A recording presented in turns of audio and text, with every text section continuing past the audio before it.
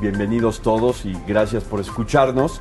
Fíjate que quiero retomar un poco el tema. Ahorita decía Amelia que qué temazos traemos hoy, y escuchaba yo con mucha atención esta última pregunta que le hicieron a don Ricardo respecto de esta relación entre padres e hijos, y cómo la pregunta a él era a través de los préstamos, de las pensiones y de todo esto. Y a mí me gustaría aportar algo. Adelante, a través por favor. Un tema súper importante. De este espacio, sí, porque llega un momento en el que, por supuesto que hay un tema financiero, claro, que podemos abordar y que podemos desmembrar aquí, pero también hay un tema de relación entre padres e hijos y de paradigmas. Sí. Yo lo que quiero abordar es si hay una obligación y una responsabilidad de los padres hacia la manutención de los hijos. ¿Pero hasta qué edad? ¿Hasta qué edad? Eso sería discutible. Legalmente, pues podrían ser los 18, los 21 años, ¿no? Ajá. La OCDE determina que en América Latina los jóvenes empiezan a recibir ingresos propios promedio a los 24 años, y a los 28 o 29 años ellos salen del hogar paterno. Entonces, de alguna forma, en ese rango de edad es cuando podría darse esta independencia. Pero mucho de esto se da más bien por paradigmas y por cosas de idiosincrasia de los mexicanos. Sí. Y lo que quiero comentarte y que quiero hacerlo saber a la audiencia es que el artículo 304 del Código Civil establece también la obligación de los hijos para mantener a los padres.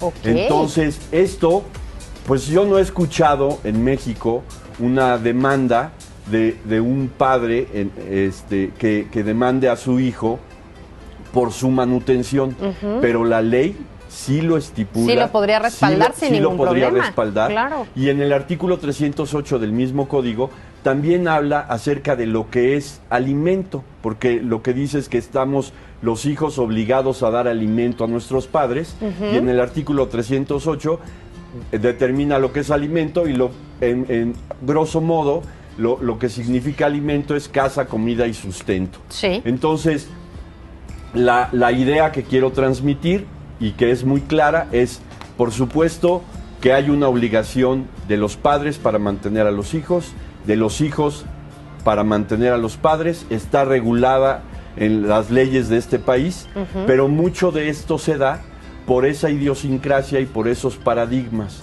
Y también una falta de prevención, considero, para el tema financiero. Perfectamente. Y la organización que puedas llegar a tener para ver hacia dónde manejar tu dinero, ese viejito que hay que cuidar dentro. Completamente. O sea, creo que se podría prevenir. Por supuesto. Y esto, quise iniciar así, ¿sí? Porque esto que dices, tienes toda la razón y puede dar muy bien preámbulo para los temas que vamos a ver.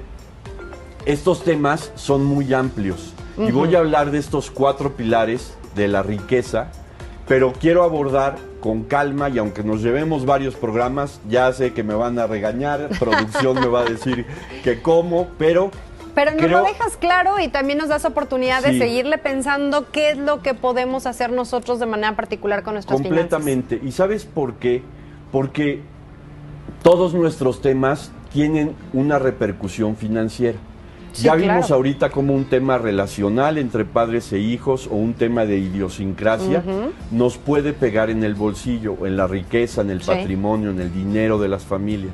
Bueno, ¿cómo podemos nosotros ir sentando bases firmes? Tú dices muy bien cómo hacer la planeación, cómo cuidar a ese viejito interno, pero también cómo cuidar nuestras relaciones a futuro. Ok, Roberto, perdón, si te parece, con esas preguntas nos quedamos para poder ir rápidamente a un corte. Regresamos y aprovechamos también para que si tienen ustedes alguna duda respecto a este tema financiero, se comuniquen con nosotros a través de la línea telefónica 442-238-5255. Esto es vía telefónica. Si ustedes prefieren mandar mensaje de texto, también aquí tengo el celular a la mano, 442-607 760392. Así es que rápidamente vamos a ir a un corte y regresamos aquí en Confianza.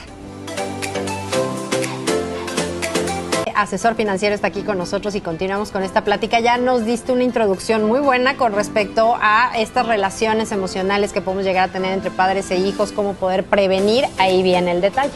Adelante, claro, mi querido Roberto. Mira, creo que hemos hablado mucho de la educación financiera, sí, y quiero retomar las bases y quiero empezar de cero otra vez y repetir, y como decía una tía en paz descanse, tripitir las cosas para que la gente vaya tomando algunos aspectos que pueden ser muy importantes y que pueden darle idea para muchas cosas.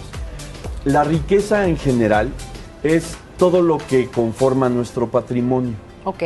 Todos los bienes, las propiedades, el dinero, el efectivo, ¿no? Uh-huh. Y de alguna forma, cómo manejamos esta riqueza, ¿sí? Es la parte más importante. Claro. Yo siempre he abogado porque veamos la riqueza no en términos monetarios, no en pesos y centavos, sino en minutos y horas. Uh-huh. Y eso es lo que nos lleva a la libertad financiera. Okay. Que la riqueza, como el hecho de acumular nada más bienes, creo que no nos conduce a nada. Uh-huh. Pero la libertad financiera, el tener horas para pasar con nuestros seres queridos o en las actividades que nosotros amamos, uh-huh, creo que es bastante más de aportación que nada más pensar en acumular riqueza. Totalmente, porque llegan a haber momentos en los que puedes tener mucho efectivo o generas mucho ingreso, pero no sabes qué hacer con él y terminas nada más en un circulito vicioso de generar, pero no lo disfrutas. Completamente.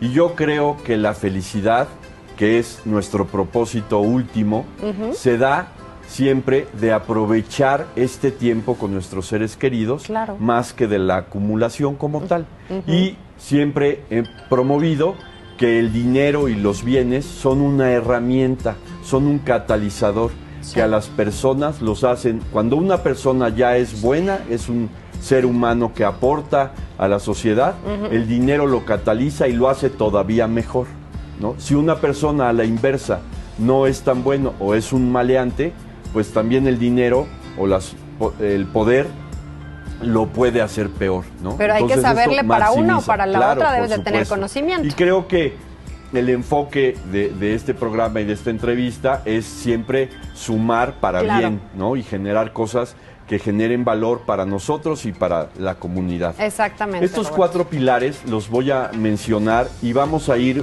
brincando de uno a otro y desglosándolos. Perfecto. El primero es la generación de ingresos. Toda la base financiera empieza con la generación de ingresos. Si no tenemos ingresos, ¿qué podemos administrar o cómo podemos hacer estos recursos? Los ingresos no nada más es en dinero, también es en especie. Ok. Tú como modelo, como figura pública, muchas veces recibes o puedes recibir un ingreso que fuera en especie. Uh-huh. Es decir, quizá no un patrocinador no te da dinero como tal, pero sí te da ropa. O el servicio. Así es, uh-huh, el servicio del automóvil o el mismo automóvil, por ejemplo. Sí, sí. Y entonces todo eso forma parte del ingreso. Yo lo que quiero es desligar a la gente de que piense que solo los ingresos son monetarios. Claro. El ingreso es todo lo que aumenta nuestro patrimonio de manera técnica. Uh-huh. Entonces eso puede ser también en especie. Y vamos a ir abordando temas sobre cómo generar ingresos y cómo deslindar el ingreso del tiempo que nosotros ocupamos para generar. Que esos ingresos son, o esa plática es muy valiosa, porque esos ingresos que desligan completamente el tiempo propio son los ingresos que llamamos pasivos, y que son cuando por ejemplo, un autor escribe una obra, un libro, sí, claro, y cada vez que se publica, cada edición, la editorial le puede generar esos ingresos. Exacto, ¿no? También las regalías, ¿no? Las regalías, por supuesto, claro, todo lo que es propiedad intelectual, ¿sí? Y muchas otras formas, porque aquí lo que pido que tenga siempre la gente muy en foco es el sistema que genera el ingreso. Eso es muy importante, que sigamos los sistemas. Más adelante vamos a hablar de dónde vienen esos sistemas y cuáles son y cómo los podemos identificar. Entonces, punto número 1, generación de ingresos. Generación de ingresos. Correcto. ¿Sale? Punto número 2, cómo los mantenemos o los administramos. Ahí viene el y problema. Ahí es otro de los pilares importantes, claro, porque de alguna forma es cómo lo administras y cómo te vas quitando algunos gastos. A través del conocimiento de cómo gastas, sí, veíamos ahorita temas emocionales que te hacen gastar con los hijos, con los padres, ¿no? Pero también, ¿cuál es ese factor late que tienes? ¿Cuál es ese patrón de consumo que tienes?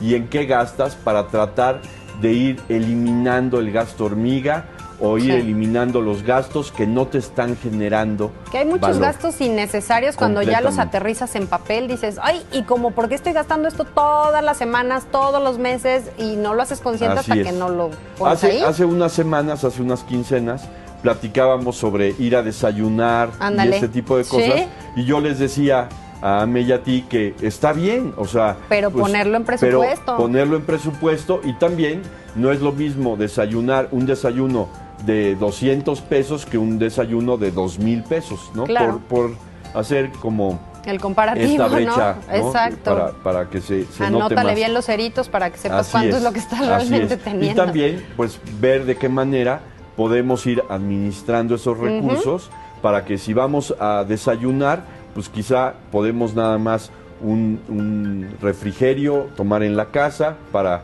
que el desayuno no sea tan abundante, y eso, aparte de que nos va a proporcionar salud, pues también nos va a dar salud financiera. Claro, ¿no? Totalmente. Entonces, bueno, también hay que acrecentarlos. ¿Ese sería el punto número 3? El tercer pilar es acrecentarlos. Y esto se relaciona en cómo hacerlos crecer a través de la inversión o a través del ahorro para luego invertirlo. Y ahí podemos abordar muchos temas sobre la inversión bursátil, la inversión inmobiliaria. Hay muchas formas de hacer rendir el dinero. En este punto, recuerdo mucho un libro que me encanta y que lo recomiendo, que es El hombre más rico de Babilonia, en donde habla de que el dinero es la única forma de esclavitud que debemos permitirnos.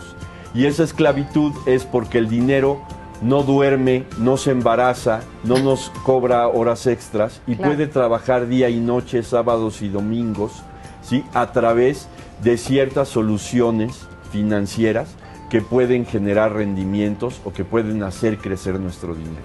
Entonces, el tercer pilar, acrecentar nuestro patrimonio, acrecentar nuestro dinero. Ok, ¿sí? A través de las inversiones, que también habría que conocer qué variantes hay y cuáles nos convienen. Completamente.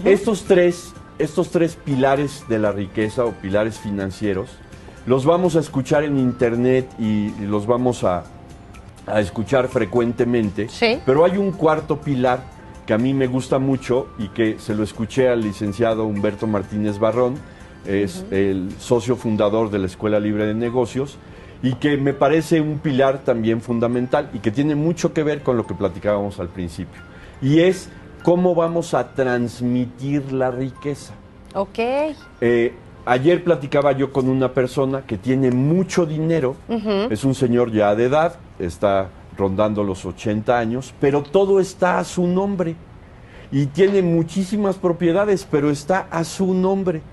Y entonces ahora, ¿no? El conflicto es cómo le pasa, cómo le transmite esta riqueza a la nueva generación, porque primero tiene que poner en orden todos esos predios, todas esas construcciones, para que luego sus hijos puedan pagar el traslado de dominio. Exacto. Entonces, ¿cómo podemos, desde el principio, tener el enfoque en estos cuatro pilares? Pero también, aunque falte mucho tiempo, yo hoy tengo 52 años, aunque yo vea que voy a transmitir mi riqueza, poca o mucha, dentro de 15, 20 o 30 años, ¿sí? Yo tengo que ir haciendo un plan para transmitir esa riqueza, pero que la transmisión de esa riqueza tenga el menor costo financiero o el menor impacto financiero para las personas a quien yo les voy a legar o les voy a heredar ¿no? Mis bienes o mi dinero. Porque luego ya termina siendo más el pago de impuestos o más el pago de estos trámites que lo que realmente estás recibiendo. Completamente. Fíjate que ahí me gusta mucho hablar de temas como soluciones financieras, dígase seguros de vida, porque son un excelente instrumento para ir planeando gastos que se van a venir a futuro, tarde o temprano van a llegar. Claro, que no por no pensarlos no llegarán. Y entonces muchas veces hay una frase que me gusta mucho en los seguros que es: nunca he visto a una familia, ¿sí?, tambalear por pagar un seguro de vida, pero sí he visto familias que tambalean financieramente o quiebran financieramente por no tenerlos. Totalmente cierto. Tuve hace un tiempo un caso de una persona que tenía propiedades, falleció, pero no dejó previsto el gasto fijo para sus hijos. Ándale. Y entonces, de repente, la persona, la viuda, se me acerca y me dice: ¿cómo puedo hacer que las propiedades que me dejó mi marido hoy difunto puedan hacer dinero para mis hijos? Y entonces ahí es un tema de transmisión de riqueza que si no lo ponemos sobre la mesa y empezamos a analizar con tiempo, va a llegar, ¿no? Ese tema va a llegar. Va a llegar el agua al cuello. Va a ser mucho más caro financieramente y emocionalmente que si lo vamos planeando. Exactamente. Roberto, pues esta planeación siempre es de la mano de un asesor y de una persona experta en este sentido, que lo eres tú. ¿Dónde podemos encontrarte? En el 55 91 45 91 50 a través de WhatsApp o roberto.andere@orfin.mx. Correcto, Roberto, ahí está apareciendo en pantalla 55 91 45 91 50, tu contacto para poder hacer cualquier tipo de gestiones, asesorías financieras y demás. Te agradecemos muchísimo. La siguiente quincena que vengas ya nos platicarás y desglosaremos a detalle estos cuatro pilares. Muchísimas gracias, Roberto Andere, asesor financiero, estuvo aquí con nosotros, aquí en Confianza, y es momento